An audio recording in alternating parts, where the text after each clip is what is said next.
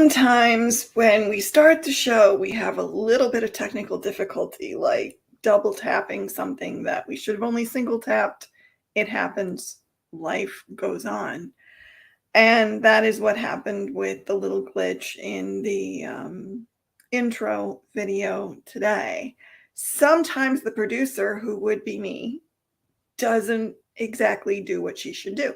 So, these things happen. Anyway, it is Wednesday, February 1st, and oh my goodness, how is it already February?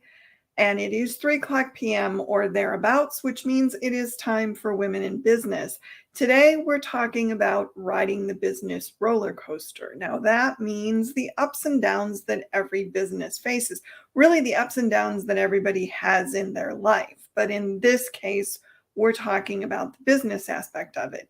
If you've run your own business for any length of time, you're probably aware that ups and downs happen. Sometimes you have a ton of clients and you're so busy. Sometimes you have very few clients and your machines or your brain or whatever it is sitting idle. Sometimes there's tons of money flowing in. Sometimes there's not so much money flowing in. And the ups and downs can be illustrated with any number of examples, but really what we're talking about here is the fact that there will be ebbs and flows in any business. It's just kind of how it works. It would be lovely if it was completely steady and you always knew what you were going to get and you always knew what it was going to be, but it isn't always that way. And part of being a business owner is learning how to deal with these ebbs and flows. And I have to say, as someone who kind of fell into being a business owner, I knew this because I already knew a lot of people who were running their own businesses. But knowing that intellectually and experiencing it for yourself is two different things, really. Knowing it based on someone else's stories, you can sympathize, you can empathize, you can suggest plans or things that that person can do, but it doesn't impact you. When it's you sitting there looking at your bank balance going, um, hmm, this is maybe not where I wanted to be, or oh boy, I hope that check comes soon because I have things coming due, then it's a whole different ball game. Or when you're lying in bed at night going, okay, I've got the mortgage to pay and there's credit card bills and what if my car decides to die, or what if I get sick, or what if something happens and I have no cushion. And even though we know sort of these days that having a job with a company isn't necessarily insurance that the money's always going to come. Companies go under too. Companies have problems too. But when you work for a company and you get a agreed upon paycheck every week or every other week or however it works, you know what's coming and you can pretty much plan and depend on it. When you work for yourself, you don't necessarily know that. Even if you're doing, like I do, consulting gigs, and theoretically you have, monthly contracts or whatever it is, you don't always know. You don't always know, especially if you're working for a percentage of whatever gets made or sold or however it works. You could have a really good month and yay, everything's great. You could have a really bad month and oh, that's not so good. So that's basically what we want to talk about today, is some strategies to deal with this, because it's hard to understand sometimes how to make this something where you're not constantly going, oh, this is great. Oh, this is terrible. Oh, I'm happy. Oh, I'm sad. You know what I'm saying? It makes you a little bipolar sometimes. So we're going to talk about that, because this is something that I think can be helpful to a lot of us, me included. And as I'm not going to lie to you guys. A lot of these little talks that I do are because I need to hear this stuff as much as you all do. So, or I need a reminder about these things. So sometimes you guys get to live through my little therapy session, but hopefully it helps you too. So the first thing I want to talk about when we're discussing riding the business roller coaster is you have to celebrate the little wins. A lot of times we save our celebrations for yay, I landed a huge client, or yay, I finished this huge job, or yay, I got through the holiday season, or whatever it is. And that's great. And you should celebrate those things, and you should have a party or have a glass of wine or buy yourself something you want, whatever it is. You definitely should. But you should also celebrate the little wins, which is, yay, I got my tax stuff done. Or, yay, I entered all my profits in the spreadsheet like I'm supposed to. Or, yay, I got my supply order made, or whatever it is. Or, I updated my website. Or, I fired a client that was really being a pain in my behind, or whatever it is. What we forget is the little wins are what keeps us going. And the little wins also keep us focused on the positive, which, if you're having a really rough time, if the money's not flowing like you want it to yet, if your customers are all being pains in the behind in a particular day, then it's really hard sometimes to want to keep going or to feel like you're being successful at what you're doing. But if you celebrate the little wins, then you'll have this history of, I did this thing and I did this thing and I'm happy about this and this was a good thing. And those will build up over time. And they kind of remind you that, yes, you are good at this. That, yes, you do a lot of things right. Maybe you don't do everything right. None of us do, honestly. But if you celebrate the little wins, you're focusing on the positives of running a business and the positives of being a business owner. And don't forget, the little wins can be intangible things too. It can be, hey, I had time to go to my daughter's play, or I got to take an hour and go to the beach and just relax in the sun. Not that that would be fun here right now, but in other places it would be. Or, I wanted to take Friday off so I could relax, and I was able to do that. It doesn't matter what the win is, and it doesn't matter. Your wins will be specific to you. They may not be considered a win by other people. Doesn't matter. That's fine. It's just about what counts as a win for you. And the whole purpose of it is just to remind yourself that, yes, there are times when running your own business is really hard. There are days when the whole thing is just going to suck out loud. You're going to hate it. There are. That's just the reality of it. And anybody who tells you differently, who tells you that it's all freedom and ice cream, is selling you a bill of goods, probably to sell you some equipment, honestly. There are days when it's going to be tough. There are days when you're going to be scared. There are days when your customers are going to be jerks. There are days when your equipment's going to break. And if you have employees, they're going to be awful. And it's just going to be that way. And on those days, that's when the little wins kind of bring you back to, okay, this is why I'm doing this. This is why it matters. This is the parts of this that are fun and good. And these happen more than the bad stuff. So that's why celebrating the little wins is so important. The next thing, and I think this one is vital, and I will be honest, I don't do this as much as I should because I am not a numbers person. I'm very much a words person. I'm spreadsheets and numbers and not my thing.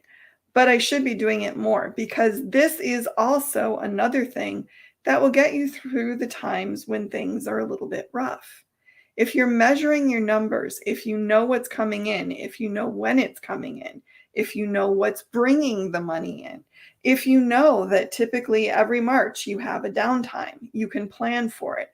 If you know that the holidays bring in 3/4 of your revenue for the year, you can plan for that.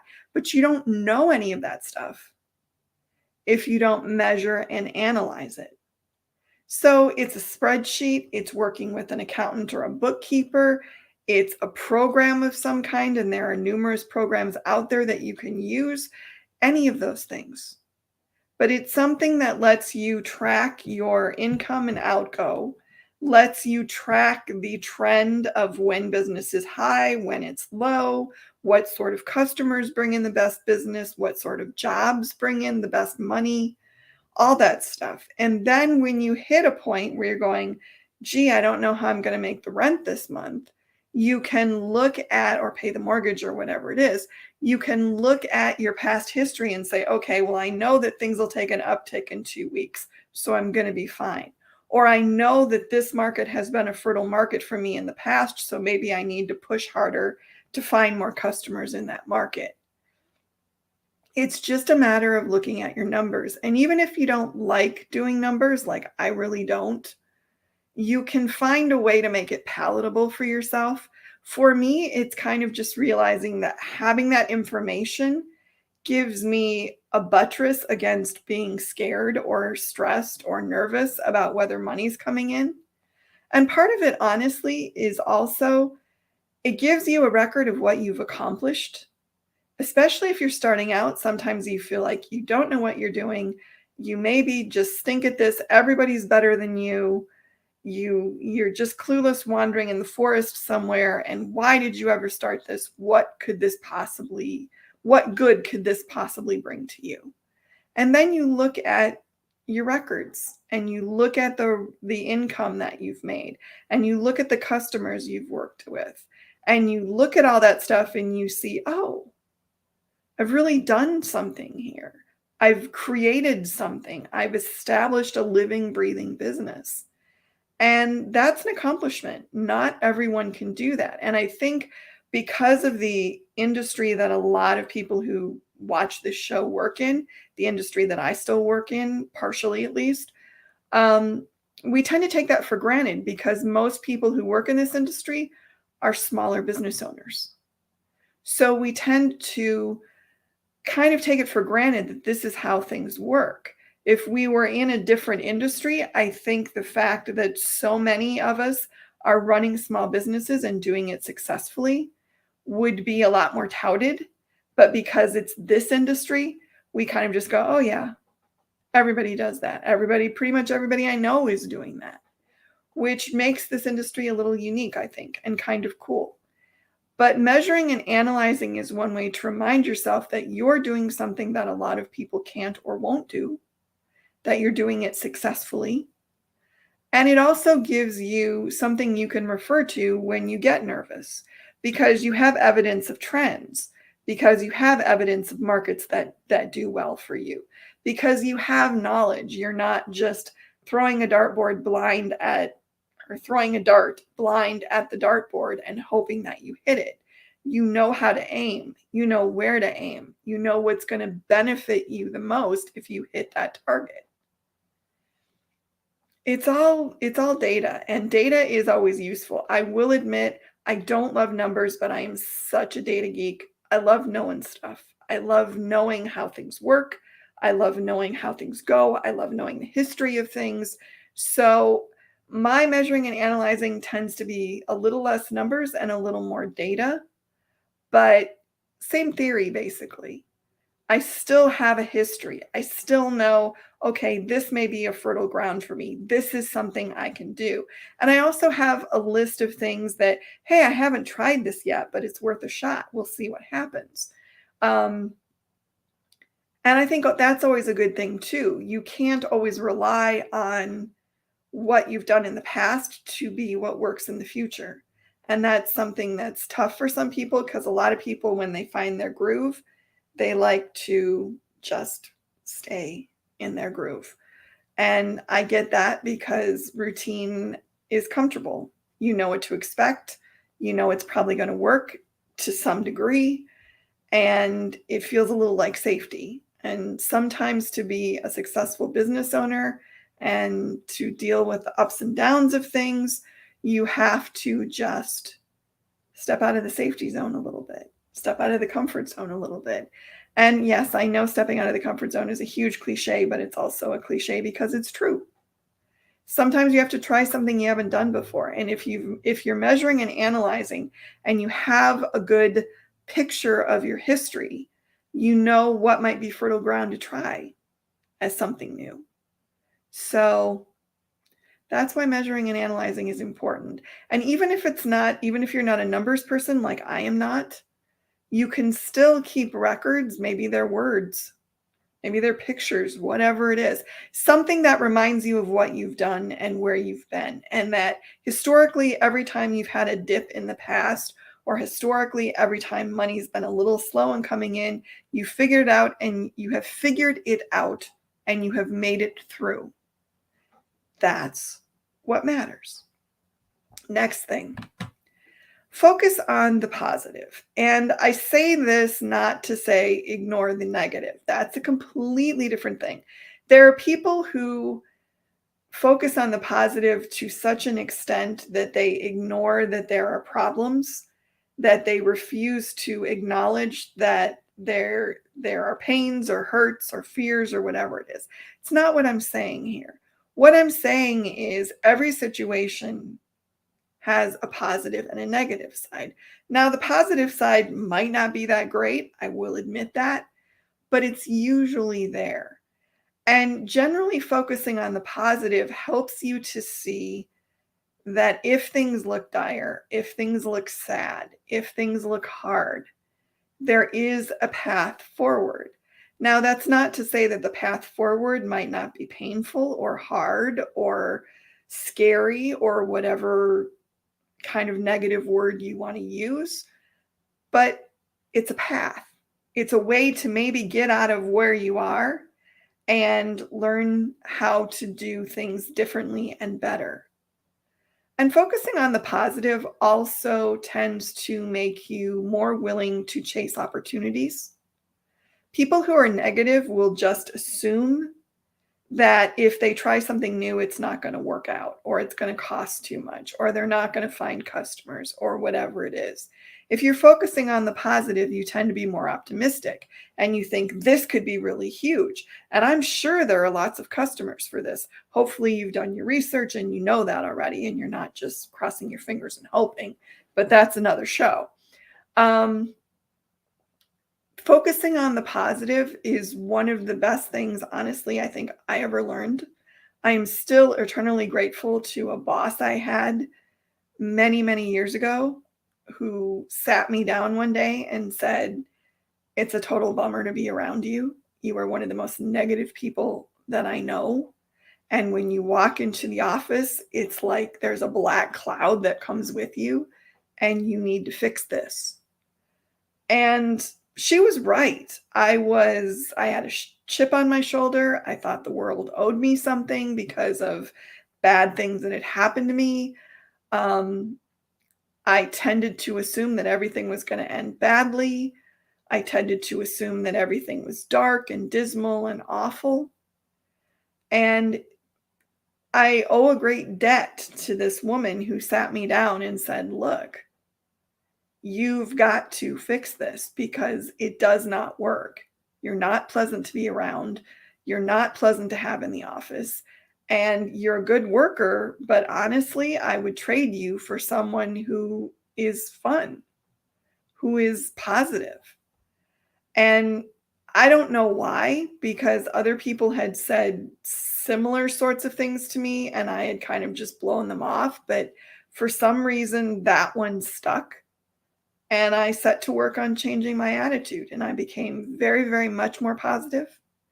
I became very, very much more oriented to how I could help, what I could do to make things better, what was the upside of any situation I was in. And honestly, my life blossomed in a lot of ways. So, looking at the positive has shown me that there are opportunities, that there are ways to fix the things that are tough or scary or hard.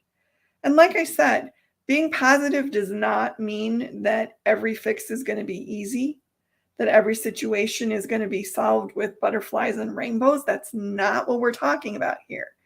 What we're talking about is looking at the positive enough to be optimistic that you can fix a problem, that you can change a situation you don't like, that you can succeed when it looks like all the odds are maybe against you, that you're going to find these new sources of income, that you're going to fix the issues with your business, whatever it is. That's all I'm talking about. That's what focusing on the positive does for you. And I'm sorry, I don't know why my voice does this. I think it must be dry up here where I am. So anyway, focusing on the positive. That's what we want to talk about. And the next thing, remember why you started your business. And this one is like, oh, come on, really? But no, really. What's your why? Why did you start what you're doing? Now, if you asked me back when I started my business, I would have said, well, COVID happened and I figured out that the people I was working for didn't really care if I lived or died. And to me, that seemed like maybe I shouldn't work for those people anymore. So I ended up with no job and I needed to do something. So I started a business. And yeah, that's partly why. It was partly because I needed to keep a roof over my head and food in my mouth. That's partly why. But the other part of it was I did have this skill set and I had things that I knew that I was good at that could help people. And I wanted to help people. I wanted to share what I knew. I wanted to help other people's businesses get seen and noticed. I wanted to write things that would educate people. And I wanted to eventually do this show and hopefully educate people. Now, were all those whys there the first day that I got my LLC and put out a statement that, hey, I started a business? No. Some of it I figured out over time. But keeping those goals in mind now helps me decide what I'm going to do, helps me remember on the days when it seems tough why I'm doing it. And your why could be, I want to spend more time with my kids. I want to spend more time with my husband. We need a second income, and I have little kids and I can't go to an office, or I don't want to go to an office. It could be, I don't want to work for somebody else. It could be, I've tried working for someone else and I wasn't good at it. It could be, I think I can do this better than the people I've worked for. Your why can be any number of things, and it doesn't have to be just one. You can have multiple whys. And you'll probably find that all your whys tie together in some way, but you can have multiple whys. It doesn't have to be just one. But I think remembering why you started, understanding why you thought this was a good step to take, makes a big difference on the days when things are hard. And if you started your business believing that there would never be hard times, then somebody fed you a load of bull, basically. Because there's always glitches. There's always things that go wrong. And that's not being negative, that's just being realistic. And another thing that a lot of people sometimes trip over, because it's kind of this story that some people tell about having your own business, is that having your own business is total freedom. You only work 4 hours a day and you can go have ice cream and hang out on the beach anytime you want. And it's just complete freedom, and you're not tied to an office and you're not tied to a desk and blah, blah, blah. And in some sense, that's true. You don't necessarily have to be tied to an office or a desk. But honestly, most people who run their own businesses work more hours than people who work a standard 40-hour week for an employer. Because most times when you're running your own business, particularly at the beginning, you are the business.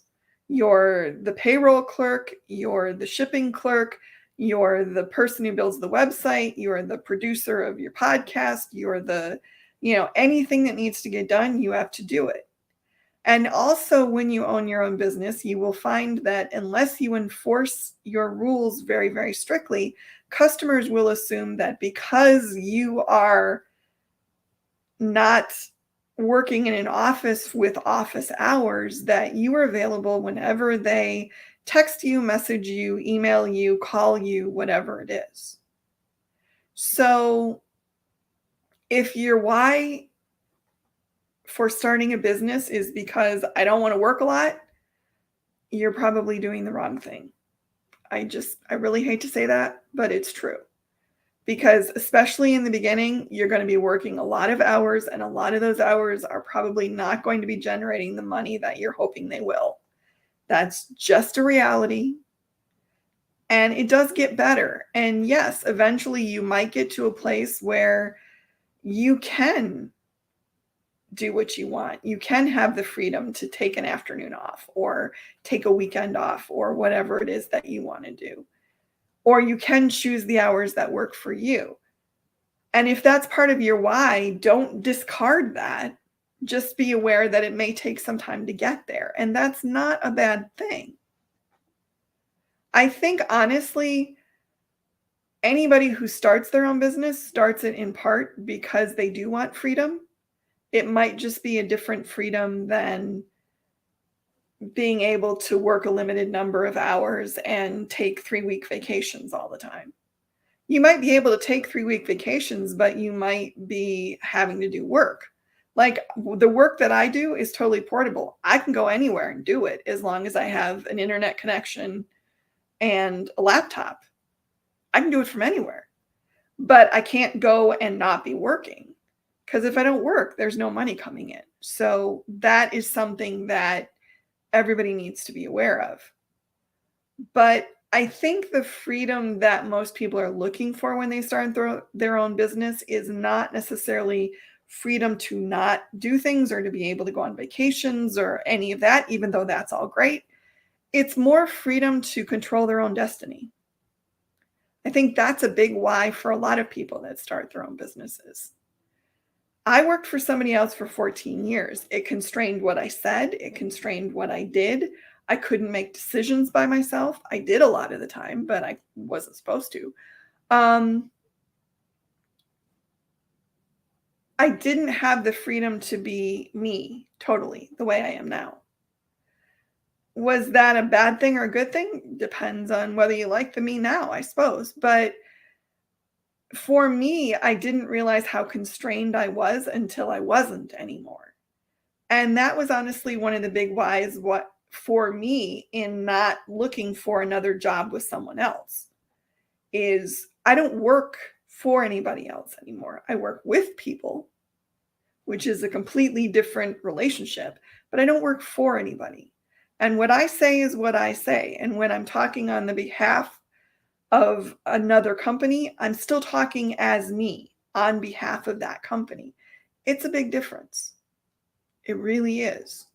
And that for me is part of my why. I don't think I would go back to working as an employee for someone else. As a contractor, sure, I'll work with you. As a consultant, sure, I'll work with you. But that's a completely different relationship. And that for me has become a big part of my why. Why am I doing this? When I could probably get a job with the results that I can generate for people, I could probably get a marketing job as a director somewhere and be making a lot of money. And why don't I do that? Because I'd be working for somebody. I don't want to work for somebody. Part of my why is I want to have the freedom to be me and to take the clients I want to take and to do the things I want to do. And when things are tough or when I don't think the clients are coming or when I'm waiting on a payment and I'm worried that it's not going to get here in time, that's part of the why that keeps me going is I want to be free to be me in all aspects. And in order to do that, I need to have my own business, basically. So, and like I said, everybody's why is different and there's no right or wrong why. Unless your why is something like, I want to have a business so I can bilk people out of money or something, that might be wrong, but that's a whole nother thing. So the next way to deal with the roller coaster of owning your own business is keep learning and keep teaching. And the learning part is just keep finding out the latest innovations in whatever your industry is, or your technique is, or your discipline is, whatever word you want to use for that. Keep learning new things, keep perfecting your skills, and don't confine your learning just to perfecting your skills. Keep learning more about how to run a business. Keep learning more about your industry. Keep learning more about the resources that are available. Just keep learning. I think people who are curious and people who are always trying to get better are the best people to be around, honestly, because those are people who are interesting. They're vital. They don't settle. They tend to be positive because they're engaged with their environment. And I think those people are just the most fun and interesting and inspiring people. And I also think learning keeps you, I hate this, but it keeps you young in a sense. If you get set in your ways and kind of ossified in your particular rut, then you get your brain gets kind of tired and old. If you're learning new things, if you're trying new techniques, if you're exploring new markets, if you're willing to step out and do something that's different than what you've done before, then you're exercising your brain, you're exercising your muscles, you're exercising your, I don't know, spirit in a way.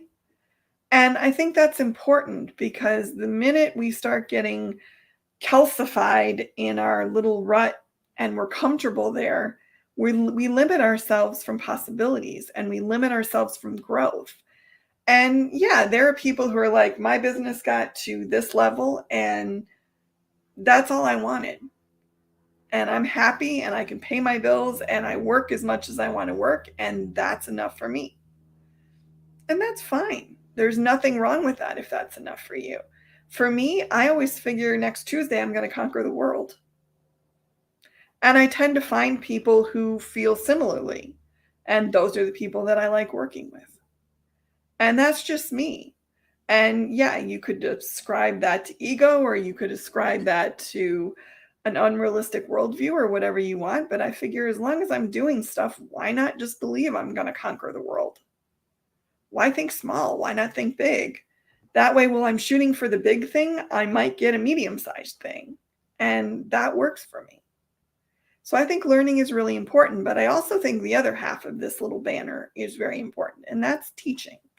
And I wish more people, particularly more women, did this because I can't tell you the number of women I've talked to who say, oh, I don't know enough, or I couldn't teach anybody. I'm not a teacher. If you are, if you've done anything and you can talk reasonably well, you can have a webinar or seminar. It's not hard to do. And the value of teaching is, number one, you're helping someone else. And if you had the audacity to tell me that you got where you were without anyone ever helping you, I would laugh in your face because everybody gets help. Everybody gets somebody who listens to them when they're scared, or who gives them a tip that helps them, or whatever it is. We all have those people. So teaching is kind of a way of paying that forward. It's helping someone who maybe is new, who doesn't know as much as you do. It's sharing what you've learned over the years. And teaching also has huge benefits to the people who do it, because there is, when you are leading a seminar, you're doing a webinar, and you see somebody get your point, or when somebody walks up to you at a trade show and says, hey, I was in your class that you did, last year, or I was in the class that you did online 2 months ago, and I took this thing that you said and it really made a difference. There is no better feeling in the world, I got to tell you, than knowing that you've helped someone who needed help in some way. And I think that's so important. And I wish, like I said, more people would teach. And I'm not saying you have to go and teach at a seminar or teach at a trade show, give a seminar, or do a huge webinar with a huge company. I'm saying if you're in a group of other business owners, answer questions, share information. This whole idea that there's some secret sauce that you shouldn't share with others is complete crap. And I wish people would get over it. If you know something, share it with other people. If you figured something out, share it with other people. That's the benefit of what you're doing. And the benefits that come back to you in terms of interaction, in terms of increased recognition, in terms of appreciation, are huge. So don't be afraid to keep learning and then to go out and tell other people what you learned. Both of those things are valuable. And honestly, if you're a part of an industry, contributing to that industry and helping others, just makes you a more valuable part. Just throwing that out there. Next thing, and sorry, I got to grab another drink here because my voice just does not want to cooperate today. I don't know why I am so raspy today, but there we go. Connect with other business owners. And I don't say this simply because if you're female, I would love to see you join us in Women in Garment Decoration. That's not why I'm saying this. I'm saying it because I think connecting with others is one of the best ways to gain knowledge, to find support, and to have someone who can buoy you up when you're riding the business roller coaster and you hit a low point. And to also have someone with you when you hit the high point and you're going over the hill with your arms in the air screaming, it's nice to have someone next to you who's doing the same thing in support of you. So connecting with other business owners is so important, not to mention having a group of people you can bounce ideas off of or ask for help when you have problems. And the group could be an organized thing that you pay for, like our success group or a mastermind program or something like that. It could be a Facebook group like Women in Garment Decoration or Business Basics or any of the other Facebook groups out there. It could be joining a community and watching a podcast like Two Regular Guys or Eric Campbell's The Take Up or whatever it is. Joining something like the Embroidery Nerds. I could list a million different things you could do. But all these things, what they have in common is it's people who are doing the same thing. They're encountering the same sorts of problems. They're having the same sorts of triumphs. They're there to help and answer questions and be supportive. And I think sometimes running a business can be very lonely because it's on you. And having a support system, a group you can go to, a mastermind group you can bounce things off of, an organization that you can take classes from to learn things that you don't know. All of that is really, really valuable. And however you choose to do it, you need to have that support somehow. And like I said, I'm not just saying this because I happen to run one of these sorts of groups. I think Women in Garment Decoration is a really valuable place for women. I hope that everybody that is in the garment decoration industry or the promo products industry or whatever it is comes and joins us at Women in Garment Decoration. But I'm also a member of other groups, and I also get support from other groups that have the same, that are doing the same things, and they have similar questions that they need answered. And the people who have been doing things longer will answer the people who are just starting out and give advice and give support. And I think that's so valuable, and we shouldn't underestimate it. Because like I said, when you're sitting over your spreadsheet at 3 a.m. and you're trying to figure out how you're going to make the mortgage this month, it helps to have somebody you can talk to. It helps to have people who've been through this and figured it out. All that helps. And it doesn't have to cost you any money. It can, and sometimes spending money on a class or a group or spending money to join a mastermind group or whatever it is can be really, really helpful. And I make no judgment on what your choice is. I'm just saying choose something and make use of it. Because there are also a lot of people who will join like a Facebook group or who will pay to join like an Our Success group or whatever, and then they never take advantage of what's being offered. And that's sad because you have this built-in knowledge base and base of support that could really help you and maybe save you from some of the issues you might otherwise encounter. But if you don't take advantage of it, that's not going to happen. So if you're going to do that, please take advantage of it. Because I think it's really, really important. And it's really, really valuable. And I am really I have gained so much from the groups I'm a part of. I have gained so much from learning from others and just interacting with other people. And I've also gained a lot from being an expert in some groups and answering other people's questions and helping them out. So, any way you go about it, you're going to take away something from the interaction. So, I really, really recommend it. Next thing. This is really, really basic, but you'd be surprised how many people forget it. Have more than one income stream. If you work on a consulting basis, have more than one client. If you're doing garment decoration, make sure that you have multiple clients and that most of your money isn't coming from one place. Because what happens if most of your income is coming from one place or one business is that they can hold you hostage, number one. And if something happens and they go away, then you're scrambling. If you're diversified, then if you lose one client, if you lose one job, you have other things that can fill in the slack. And that's not to say that you shouldn't go after the big companies and the big jobs, because you should, absolutely. But don't make that your sole support. Make sure you have diversified things that you're doing. For someone who's a consultant like me, maybe it's having clients that you work for and also doing webinars or writing ebooks or writing for magazines like I do, or whatever it is.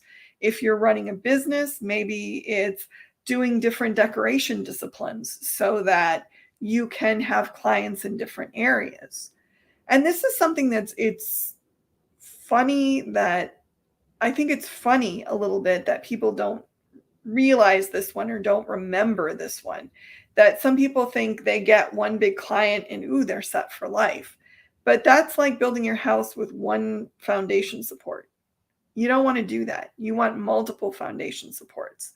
You want to be sure that every corner of your house or your business is supported.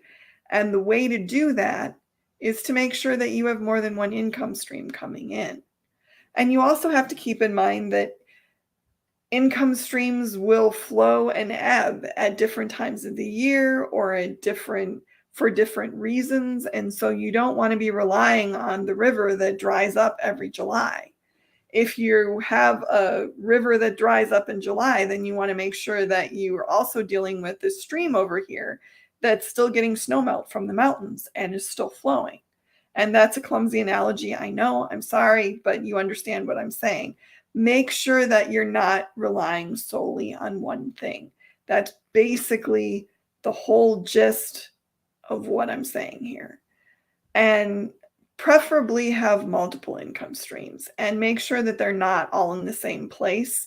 So if you have a big client who's a restaurant, maybe try to have another client that isn't a restaurant. That's a simplistic example, but you get what I'm saying. Just make sure that you're diversifying your income streams, that your money is coming from more than one place, that you've thought about the fact that, okay, this one may not be as busy at this time of year, but this one will make up the slack. And you eventually will end up with income streams that complement each other and make sure that the money flows relatively smoothly, I guess is the word I want to use. So, next thing I want to talk about, self-care. And the statement that I put in this banner is pretty much a no-brainer, I think. Self-care is important, but self-care is one of the things that as business owners we often forget. We get involved in there's so much to do. We get involved in I need to make money. I need to find clients. I need to do all this stuff, and taking care of myself is last on the list. If you're female, you may also be dealing with caretaking for elderly parents or caretaking for a family member of some kind. You may be dealing with taking care of children. And that's not to say that fathers don't do that, but still proportionately, if you look at the statistics, most of that work falls on women. So self-care goes even further down the list, because not only are you caring for a business, you're also caring for other people. And you need to be sure that you're caring for yourself too. And that could be doing something that you enjoy doing. It could be asking for help. It could be getting therapy if you need it. It could be hiring someone to work in your business with you. It could be delegating tasks that someone else can do, like going to get groceries or cleaning your house. Could be hiring a nanny, whatever it is. But make sure that you're not putting yourself last. Make sure that you're not depleting yourself to make sure everybody else gets what they need. Because honestly, you can't run a business if you're running on empty. You can't be good at running a business if you're running on empty. You can probably run a business, but you won't be good at it. And you won't enjoy it. And you won't be creative. And you won't be motivated to learn and to grow and to try new things. And all that stuff is important. And part of self-care is being your best self. And you can't be your best self if you're stressed and you're tired and you're depleted. So take the steps you need to take to make sure that does not happen to you. And I've done whole shows on self-care. So anybody who's watched me regularly, you know the drill. You understand. So but I still want to talk about self-care when I do these kind of shows, because I think self-care is also something that helps you deal with the ups and downs of running a business. If you're mentally healthy, if you're physically healthy, if you're looking after yourself, then you're a little more flexible and you bounce back a little more easily. And that's important. So, self-care. Learn from your mistakes. This is one that I think is huge in terms of running a business successfully. And by learn from your mistakes, I don't mean berate yourself constantly about how could you be so stupid to make a mistake. I am the queen of that. I am learning to be better about it, but my self-talk when I make a mistake is still not good. I need to learn to just accept that, okay, I did something wrong or I did something that I didn't want to do, and here's how I'm going to fix that, and to move on from there instead of spending a half an hour beating myself up over the fact that I did something dumb that I shouldn't have done. And that's basically what this one is about. Be kind to yourself when you make a mistake. Analyze what happened. Figure out how you can do it better next time. Forgive yourself for making a mistake. Move on. Don't ignore the mistake. Don't blame the mistake on anyone else. Ooh, that was harder to say than you would think. Don't blame yourself for the mistake. People make mistakes. We're human. We're going to have poor judgment sometimes. We're going to figure something out wrong. We're going to do something stupid. It happens. Accept it. Take whatever lesson you need to take from it. Figure out how not to do it again. And move on to the next thing. That's what you need to do. And like I said, I am horrible at that, but I'm trying to get better. So don't do as I do as I say on this one. And what I say is forgive yourself for the mistake. Learn what you need to learn from it. Find the lesson. Figure out how not to do it again. Forgive yourself and move on. And finally, have a plan. And I'm just I like this from Wendy. I'm a pro at mistake learning. School of Hard Knocks. I should have a plaque on the wall. Oh, me too, Wendy. Me too. But you know what? At least we're learning. And I think that's the important thing. I've made a ton of mistakes in my life, but at least I've learned from them. And I'm kind of proud of that because I could have just let those mistakes pull me under, and I didn't. So that's an important thing to remember. Finally, and very concisely, because there isn't really a whole lot to this one other than just have a plan. Where do you want to be in 5 years? Where do you want to be in 1 year? Where do you want to be in 6 months? What are you going to do if your biggest customer suddenly says, we're going out of business. What's your plan then? What's your plan to expand your business? What's the plan to find new markets? Just basically know where you want to go and have a map for how you want to get there. It's really what this one is. It's not complicated. It just requires some thought and a little bit of effort to figure out how you want to make your plan come to fruition. And again, like I said when I was talking about the groups and the things that and the organizations that you can join, if you're looking for places that can help you make a plan, there are Facebook groups that can do that. Our success group can do that. There are other places that can help you figure out how to plan your path forward. And that's really all this is. Running your business by the seat of your pants is an attractive option, sort of, until you realize that you really don't know where you're going and you don't know how you're going to get there. So even if it's a loose plan, have some kind of roadmap for where you want to go. And that's pretty much what I have to share with you today. I will say, everybody hold your hats. There will be a guest next week. Wow. After what feels like an eon of me being a talking head, I'll be talking to somebody else next week. And that somebody else will be Stephanie Young of So Stephanie Says and Caesar NA. If you're familiar with Caesar Vinyl, you've probably seen Stephanie doing classes. She was one of our instructors for Virtual Applique Getaway.